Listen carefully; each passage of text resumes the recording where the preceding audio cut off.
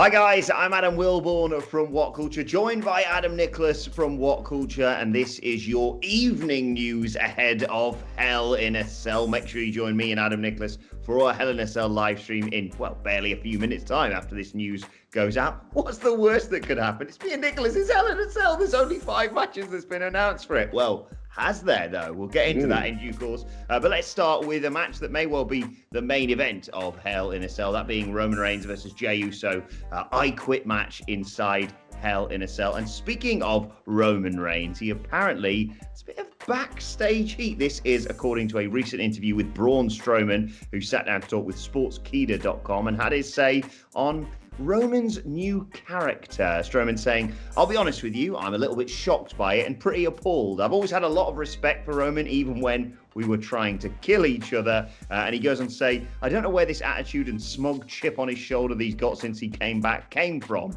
I don't know if it's because he's got this parasite Paul Heyman in his ear, filling his head full of all this crap. But I feel like he's carrying this universal entitlement, just his attitude, his whole new attitude. I'm not really a fan of it, and I don't think too many guys are in the locker room. Sounds like a bit of backstage heat for Roman Reigns, Adam Nicholas. I mean, when on earth has Braun Strowman come up with a universal entitlement all by himself, right? Is all I'm saying to you. Yes, this sounds very much like backstage heat indeed, if you want to buy him it that way. It sounds like he's done a nice little bit of kayfabe, yeah, Big Braun. I know we could just disregard this, but hey, there might be some truth to it. Maybe there's a root in there somewhere, Adam Wilborn. Just think of how easily Roman Reigns dismantled Braun Strowman and Bray Wyatt all in one fell swoop. And broke our streak of bad pay-per-views. This is true. And we was part of that, and I think that kind of means it must be good, because we're now on a good streak. And again, if you want to continue the streak with us, you can do on tonight's live stream. I promise you, it can't be as bad as 2018 or 2019, surely.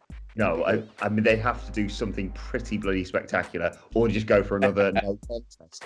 Look, I think everyone is loving this tribal chief character, which would make sense that people backstage are like, wait, why is everyone cheering for this? Well, they're not cheering for this guy, but, you know, why is everyone such a huge fan of the tribal chief? It's an incredible reinvention he's had.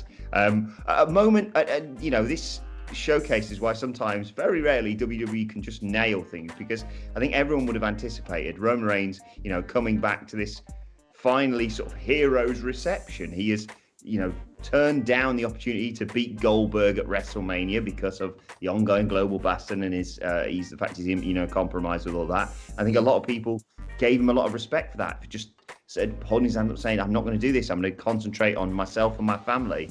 And so that would get him the biggest babyface reaction since he returned from you know, getting over leukemia, of course. And yet now he's this sensational heel character. Credit where credit's due. They've nailed it.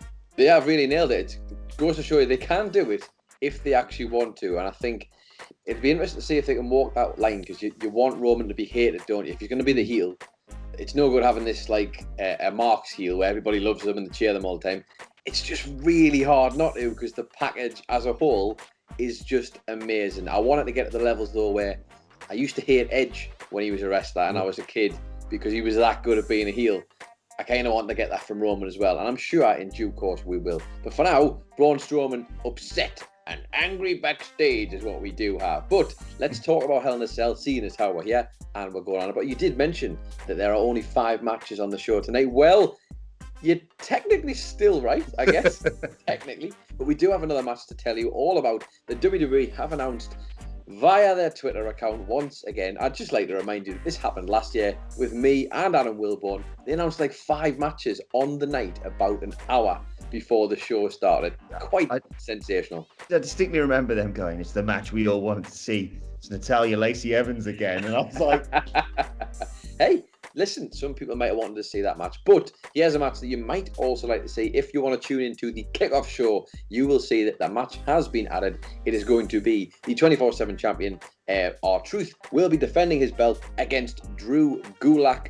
Of course, 2 wonderful performers, let's be honest. So do give that a watch if that indeed is your thing. And just in case you had forgot. I'll give you a quick rundown of the rest of the card as well, just because I'm feeling nice. I'm in a good mood. So we do also have, of course, we have Jeff Hardy versus Elias. We've got the rights to the Money in the Bank contract match between Otis and The Miz after that farcical trial. Some very underhanded things going on there in the court of law and Otis, but I tell you what, that match should be interesting. The outcome, of course, could even affect tonight itself. Will we get a cash in? Dear God, for our stream's sake, I hope so. We do also have, of course, Sasha Banks versus Bayley for the WWE SmackDown Women's Championship inside Hell in a Cell. We have Drew McIntyre versus Randy Orton for the WWE Championship, also inside Hell in a Cell. And then, if you hadn't had enough of that, we also have Roman Reigns versus Jey Uso for the WWE Universal Championship inside Hell in a Cell with extra stakes, not Otis's kind of stakes though. We have if Roman quits, he loses the belt, but if Jey quits, they have to join the gang, basically, whether they like it or not, or they have to leave altogether and will be excommunicato from the family of the tribal bloodline. Adam Wilborn, your thoughts on this Drew Gulak and I was going to call him Ron Simmons, their R-Truth match, and then of course the rest of the card for tonight. Yeah, best luck to Drew Gulak. Big fan of his, and I think he could have some more fun with the 24/7 Championship rather than just being a champion who goes, I'm going to be great, and then just turns around to someone twatting him with a chair and stealing the belt back off him. So I hope we have just a win for Drew Gulak and a different progression for that title. I feel like the whole R-Truth, he's bloody won it again thing has kind of gone a bit stale for me. And they should return it to the inaugural champion in my eyes. I knew that was going to happen. I knew that was coming. Look, the rest of the card, it's fine. You don't need to add any more matches. 5 matches are absolutely fine. We were just saying you could just have Hell in a Cell match, normal match, Hell in a Cell match, normal match, Hell in a Cell match. It's right there. And I think fans would be happy. You know, it's not like people are shelling out tens and 20 and 30 quid or whatever to watch this. It's, you know, we're all used to it by now, and I don't think there's any match that you could hoy on there. You know, if you put the Street Profits versus Ziggler and Rude, no one's going to be like, oh bloody hell, now I need to watch it. I think you're going to have, you know, you've got easy a match of the night, potential match of the year contender in my opinion in Sasha versus Bayley inside Hell in a Cell. I think they're going to work wonders. I'd open the show with that if I'm perfectly honest. Jeff Hardy, Elias, someone's getting twatted with a guitar hopefully when the referee's turned or injured or whatever. Miz and Otis, will we get that match? I don't know. Will it even happen? Good cash in before all that. I think Otis wins, and I think he's going to cash in for the WWE Championship a little bit later on. I think they're going to have a big knockdown, drag-out brawl between Randy and Drew. Randy may well emerge as champion just because it's funny to see someone who looks like Randy, a person you build from the ground up if you're building a WWE superstar, getting beaten by the little fat man in Vince McMahon's eyes who'll come down to the ring after Randy Orton's been claymored after the bell or whatever. And then there's that, and you can have that feud going forward with even Otis potentially retaining his belt at like TLC after he's been murdered by... I like how you've already got this all booked and sorted all the way down. I thought about this quite a lot. After he's been murdered by Roman Reigns at Survivor Series. Yeah, and then obviously main event Roman Reigns, I'd have Roman versus Jey. Main event, I Quit. And just, yeah, I suggested in our preview with me and Michael Hamflet, Roman Reigns spears Jey Uso through the side of the cell, climbs to the top of the cell. Jey goes to climb up. Roman Reigns looks down, grabs his hands. Long live the tribal chief. Throws him off. And then, I don't know, on the process of falling through a table, Jey says, I quit. I haven't really worked out the finish. Why do I feel like he's going to fall through the stampede? Very similar to the Lion King and all of this. So I feel like you may be doing a bit of plagiarising there somewhere along the line. Hey, it's just an idea. And let's be honest, WWE stole from worse sources in the past. That's true. That is anyway, let's talk about a potential legend returning to the ring for one more match. That legend in particular, well, legend in my eyes and your eyes, I think it's fair to say. There'll be arguments, but I'd say he is. I love him. Lance Storm. He last wrestled back in 2016 against Matt Hardy at WrestleCon, but according to Fightful Select, don't rule out one more match for Lance Storm between him and Chris Jericho. He hinted at this, if you remember, way back in April, and now this report from Fightful Select opens up the fact that Storm and Jericho do have this pact that they will have their last match against each other, of course, after having their first matches against each other. Something I'd love to see, and it's something I can easily see AEW doing, Adam Nicholas. Yeah, it seems like the perfect place to do it. I mean, obviously, they've got such a long 10-year relationship, those two. I guess it is long distance probably as well at the moment. But I think, look, they did it before. They did it for the One Night Stand pay-per-view, and those two know how to work a good match together. And Lance Storm, man, I know a lot of people will, remember Lance Storm as being the guy who maybe was a bit boring, and they did the whole gimmick pretty much where he was like very stoic and not a serious guy. But the guy's actually really good, really, really good. And I bet he would be keen as hell to tell a story. And the fact that he does all these sort of, saying that, I used to do all of his wrestling school and stuff. Mm-hmm. I don't know if he's starting one back up now since he's left WWE. Obviously, it'd be complicated right now. But it'd be interesting to see if, him coming back, there might be a tie in there in terms of, you'd imagine he'd have so much to offer AEW in terms of who he could coachability for, the younger stars coming through. Surely that would make sense. Even if he does come in for that one match, I'd have him stick around as well, because there's a lot he could offer to the guys and gals in the back there. Yeah, I think you and I aren't the only ones here at WhatCulture are huge fans of Lance Storms, and I think it speaks volumes that someone like Brian Alvarez has him on regularly to give sort of analysis, because he's just got such a fantastic wrestling brain. And I always remember the thing about Jim Cornette saying he turned on WCW once, saw Lance Storm falling down, which is when he knew that they'd really balls things up. So talented, and I'd love to see him have one more match. Come on, Lance, give it to us, mate. Yes, I would definitely be up for that. And I'm sure him and Jericho would actually probably end up coming out with some sort of match of the year.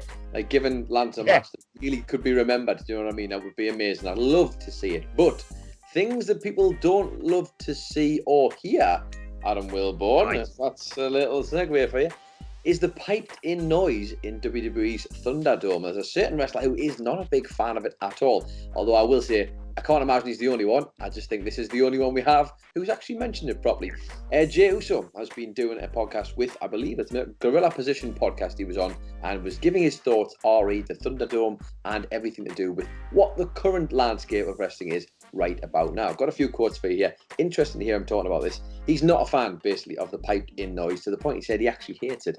But he does say, I can definitely hear the piped-in noise when I'm inside the Thunderdome. I hate it. There's no energy. I have to draw that energy from either myself or from my opponent, which I imagine a lot of people have probably struggled with in this particular era. And he also said, I really, really miss the people. That's what made wrestling special, just like football, a live audience. And to be honest, I don't think there's going to be many people who would probably disagree with him. I imagine it'd be funny to see if there's a few wrestlers who perhaps have benefited from not having the sort of inhibitions of having a crowd there and them getting nervous and kind of panic. But from what it sounds like with Jey Uso, that is not the case for him at all. But he's luckily being in a great feud with his cousin, Adam Wilborn.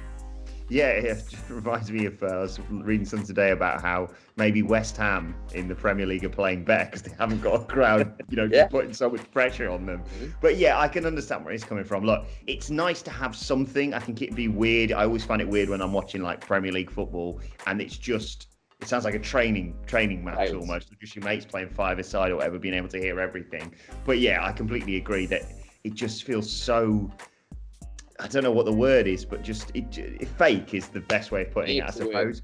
Because when they just go, booing is kind of fine, cheering is kind of fine after a big moment, but this is awesome chants just feels so disingenuous. I think that might be the best way of describing it. And I assume it takes a lot of getting used to, whether you're, like you say, I think you're used to wrestling in front of no one when you're, coming up through the ranks and just having practice matches and what have you.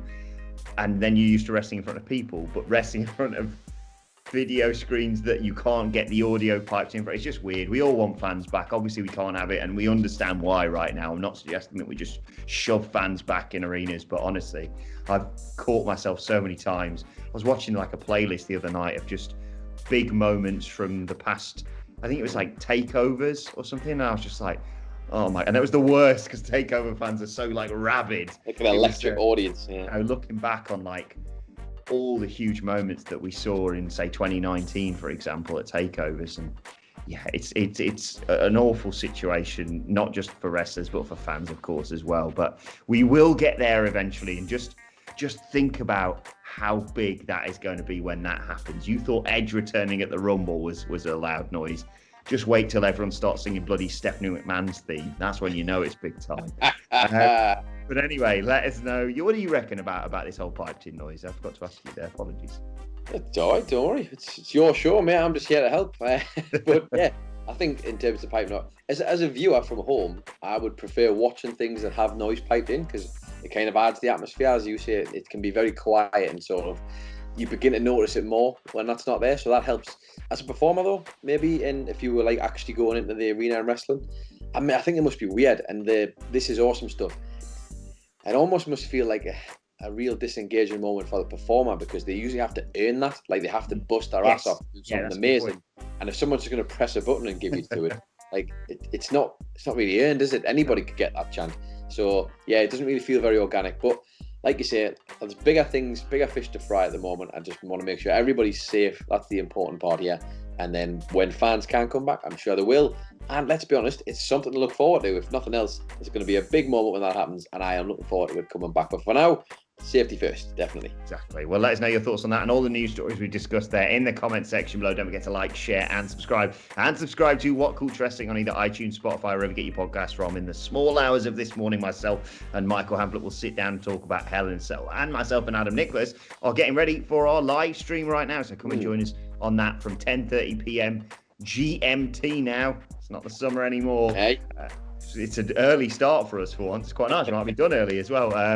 But yeah, make sure you join us for that. What's the worst that could happen? 6 matches at time of recording, at least. And let us know your thoughts on Twitter, on everything tonight, of course. And for Andy and the guys with the news in the morning, at WhatCulture WWE. Watch there on Twitter. Follow both of us. You can follow Adam Nicholas at It's Adam Nicholas. And you can also follow Adam Wilborn at Adam Wilborn. Follow us all at WhatCulture WWE. This has been your pre-Hell in a Cell news.